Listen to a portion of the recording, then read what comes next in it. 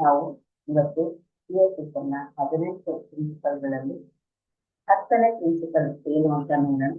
10ನೇ principal ಏನಂತಂದ್ರೆ CSS ನಲ್ಲಿ ನಾವು ಧ್ಯಾನ ಮಾಡ್ತೀವಿ ಅಂತಂದ್ರೆ ಸ್ಪೆಷಲ್ ಬಟ್ಟೆಗಳು ಅಂದ್ರೆ ಈ ಸ್ವಾಮೀಜಿಗಳು, ಗುರುಗಳು, ಆ ತರದವರು, ಪೂಜಾರಿಗಳು ಎಲ್ಲ ಹಾಕೋತಾರಲ್ಲ, ಆ ತರ ಸ್ಪೆಷಲ್ ಡ್ರೆಸ್ ಯಾವುದು ಬೇಡ. ಸಾಮಾನ್ಯವಾಗಿ ನಾವು ಧರಿಸುವಂತ ಬಟ್ಟೆನೇ ಸಾಕು. ಮತ್ತೆ ವೇಷಭೂಷಣಗಳು ಬೇಡ. ವಿಭೂತಿ ಹಾಕೊಳ್ಳೋದು, ರುದ್ರಾಕ್ಷ ಹಾಕೊಳ್ಳೋದು ಇದೆಲ್ಲ ಬೇಡ. ನಾವು ಆಧ್ಯಾತ್ಮಿಕದ ನಿಗೂಢಿ ಅಂತ ತೋರಿಸ್ಕೊಳ್ಳೋದು ಬೇಕಾಗಿರೋದಿಲ್ಲ. ನಾವು ಸಾಮಾನ್ಯವಾಗಿ ಸಿಂಪಲ್ ಆಗಿ ಇದು ನಮ್ಮ ಸಾಮಾನ್ಯ ಉಡುಗೆ ತೊಡುಗೆಗಳ ಜೊತೆ ಎಲ್ಲರ ಜೊತೆ ಒಂದಾಗಿ ಫ್ರೆಂಡ್ಸ್ಗಳ ಜೊತೆ ಸಾಮಾನ್ಯ ಜನರ ಜೊತೆ ಬೆರೆತು ನಮ್ಮ ಆಧ್ಯಾತ್ಮಿಕ ಸಾಧನೆಯನ್ನು ಮಾಡಬೇಕು, ಧ್ಯಾನವನ್ನ ಮಾಡಬೇಕು. ಇದಕ್ಕೆ ಸ್ಪೆಷಲ್ ಆಗಿ ನಾವು ಆಧ್ಯಾತ್ಮಿಕತೆಯನ್ನ ತೋರಿಸ್ಕೊಳ್ಳೋದು, ಧ್ಯಾನ ಮಾಡ್ತಿದ್ದೀವಿ ಅಂತ ತೋರಿಸ್ಕೊಳ್ಳೋದು ಯಾವುದು ಬೇಡ.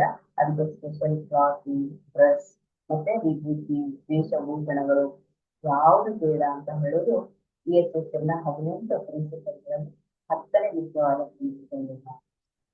Thank you.